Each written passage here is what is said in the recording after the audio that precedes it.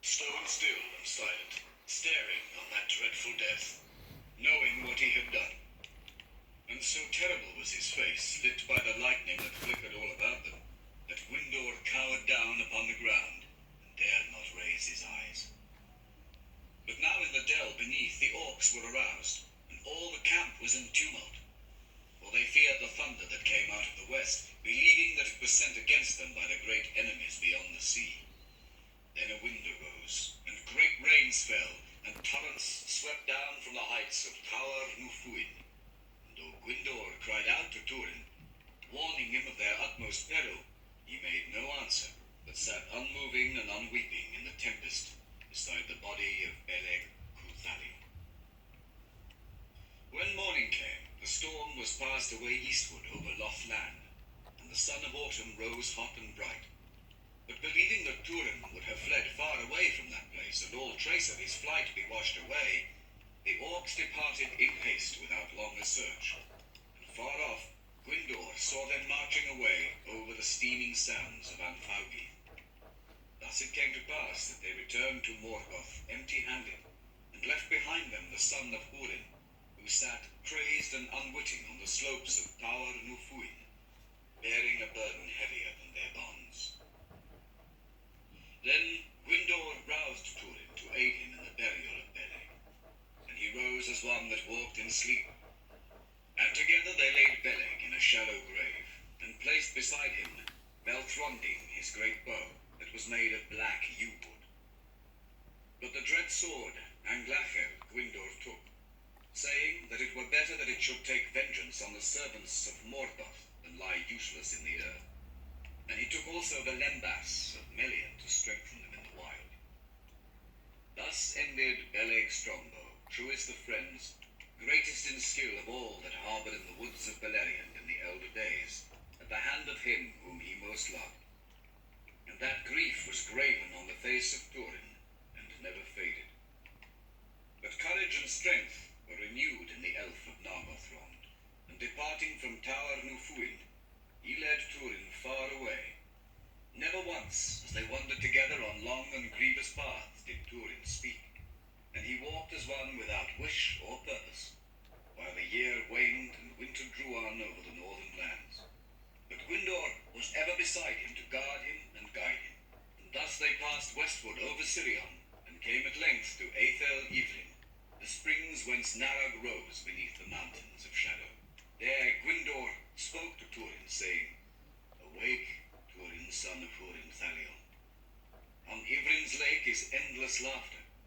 She is fed from crystal fountains unfailing, and guarded from defilement by Ulmo, lord of waters, who wrought her beauty in ancient days." Then Hurin knelt and drank from that water, and suddenly he cast himself down, and his tears were unloosed at last, and he was healed of his madness. There he made a song for Beleg, and he named it Leia Cu Beleg, the song of the great bow, singing it aloud, heedless of peril. And Gwyndor gave the sword Anglacher into his hands, and Hurin knew that it was heavy and strong and had great power, but its blade was black and dull, and its edges blunt. Then Gwyndor said, "This is a strange blade, and unlike any that I have seen in Middle-earth. It mourns for Beleg even as you do. But be comforted, for I return to Nargothrond of the house of Finarfin, and you shall come with me and be healed and renewed." "Who are you?" said Hurin. "A wandering elf, a thrall escaped, whom Beleg met and comforted," said Gwyndor. "Yet once I was Gwyndor, son of Gwilym, the lord of Nargothrond, until I went to the Nearnaeth Arnoediad, and was enslaved in Angband." "Then have you seen Hurin, son of Galdor, the warrior of Dorlonen?" said Hurin. "I have not seen him," said Gwyndor. "But rumour of him runs through Angband that he still defies Morgoth, and Morgoth has laid a curse upon him and all his kin." "That I do believe," said Hurin. And now they arose, and departing from Aethel Ivrin, they journeyed southward along the banks of Narog, until they were taken by scouts of the elves, and brought us prisoners to the hidden stronghold. Thus did Hurin come to Nargothrond. At first his own people did not know Gwyndor, who went out young and strong, and returned now seeming as one of the aged among mortal men, because of his torments and his labours. But Findwylas, daughter of Orodreth the king, knew him and welcomed him, for she had loved him before the Nirnaeth, and so greatly did Gwyndor love her beauty, that he named her Feilivli, which is the gleam of the sun on the pools of Ivli. For Gwyndor's sake, Hurin was admitted with him into Nargothrond, and he dwelt there in honour. But when Gwyndor would tell his name, Hurin checked him, saying, I am Agarwain, the son of Umarth, which is the blood-stained son of ill-fate, a hunter in the woods. And the elves of Nargothrond questioned him no more. In the time that followed, Hurin grew high in favour with Orodreth, and well-nigh all hearts were turned to him in Nargothrond. For he was young, and only now reached his full manhood. And he was in truth the son of Morwen Elethwen to look upon, dark-haired and pale-skinned, with grey eyes, and his face more beautiful than any other among mortal men in the elder days. His speech and bearing were that of the ancient kingdom of Doriath, and even among the elves he might be taken for one from the great houses of the Noldor. Therefore, many call him Adanethel, the Elf-man. The sword Anglachel was forged anew for him by cunning smiths of Nargothrond, and though ever black, its edges shone with pale fire, and he named it Gurthang, Iron of Death. So great was his prowess and skill in warfare on the confines of the guarded plain, that he himself became known as Mormegil, the Black Sword. And the elves said, the Mormegil cannot be slain save by mischance, or an evil arrow from afar. Therefore, they gave him dwarf mail to guard him. And in a grim mood, he found also in the armories a dwarf mask, all gilded, and he put it on before battle, and his enemies fled before his face. Then the heart of Findwylas was turned from Gwyndor, and against her will her love was given to Hurin. But Hurin did not perceive what had befallen, and being torn in heart, Findwylas became sorrowful, and she grew wan and silent. But Gwyndor sat in dark thought, and on a time he spoke to Findwylas, saying, Daughter of the house of Finarfin, let no grief lie between us. For though Morgoth has laid my life in ruin, you still I love. Go whither love leads you, yet beware. It is not fitting that the elder children of Iluvatar should wed with the younger, nor is it wise, for they are brief and soon pass, to leave us in widowhood while the world lasts. Neither will fate suffer it, unless it be once or twice only, for some high cause of doom that we do not perceive, that this man is not barren. A doom indeed lies on him, as seeing eyes may well read in him, but a dark doom. Enter not into it. And if you will, your love shall betray you to bitterness and death, for hearken to me. Though he be indeed Agarwain, son of Ulmar, his right name is Hurin, son of Hurin, whom Morgoth holds in anger, and whose kin he has cursed. Doubt not the power of Morgoth Baudir. Is it not written in me?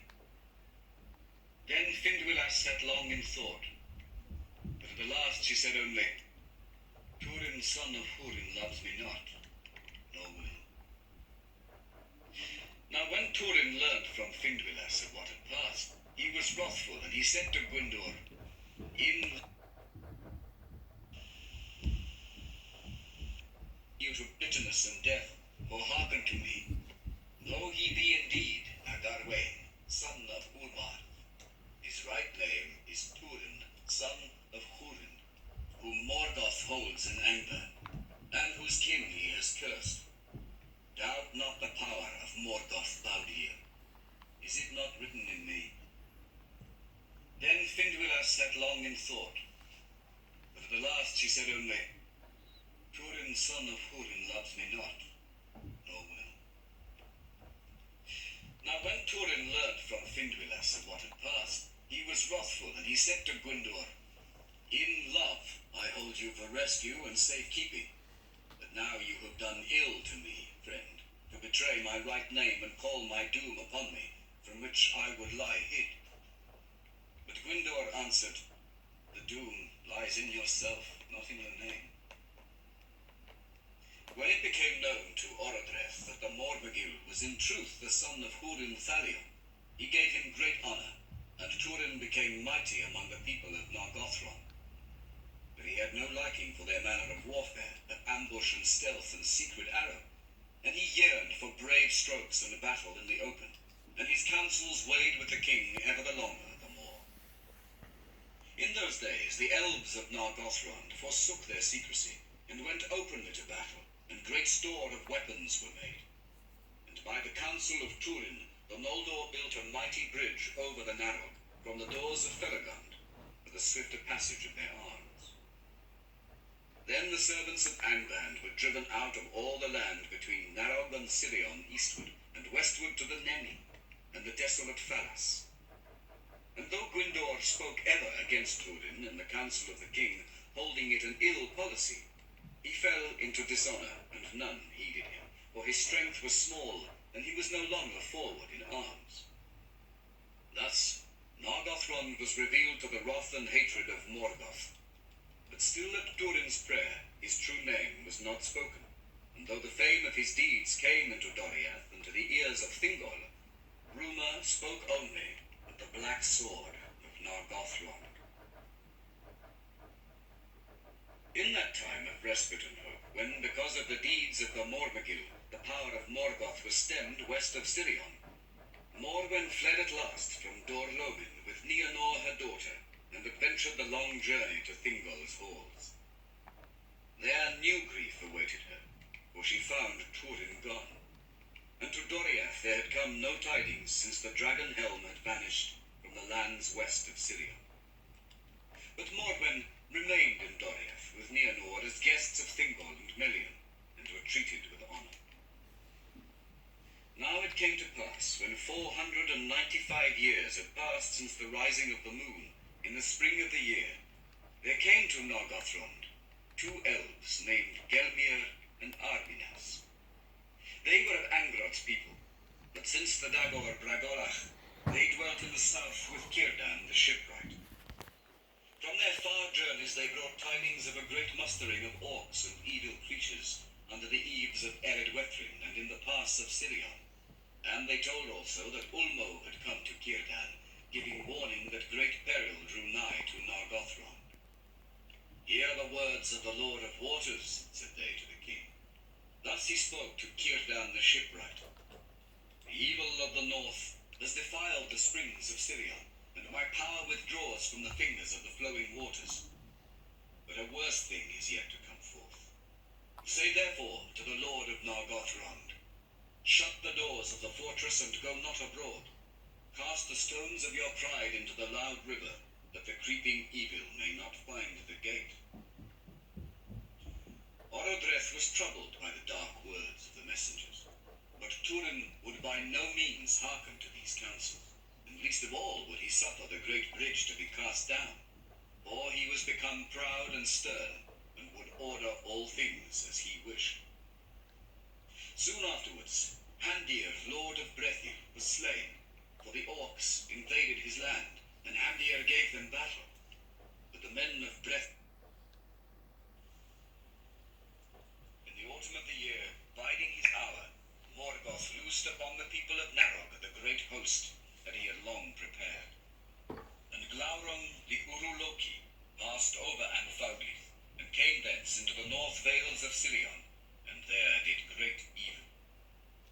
Under the shadows of Eredwethrin, he defiled the Aethel Ivrin, and thence he passed into the realm of Nargothrond, and burned the Talath Dirnan, the guarded plain between Narog and Tegin. Then the warriors of Nargothrond went forth, and tall and terrible on that day looked Turin, and the heart of the host was upheld, as he rode on the right hand of Orodreth. But greater far was the host of Morgoth than any scouts had told, and none but Hurin, defended by his dwarf mask, could withstand the approach of Glaurum. And the elves were driven back and pressed by the orcs into the field of Tumhalan, between Ginglith and Narog, and there they were penned. On that day, all the pride and host of Nargothrond withered away.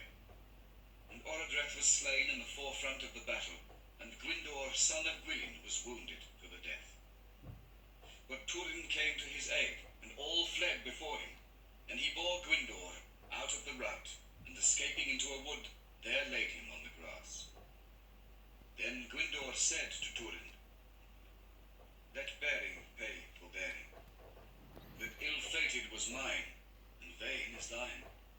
For my body is marred beyond healing, and I must leave Middle-earth. And though I love thee, son of Hurin, yet I rue the day that I took thee from the orcs. But for thy prowess and thy pride, still I should have love and life, and Nargothrond should yet stand a while. Now if thou love me, leave me. Haste thee to Nargothrond and save Finduilas, and this last I say to thee, she alone stands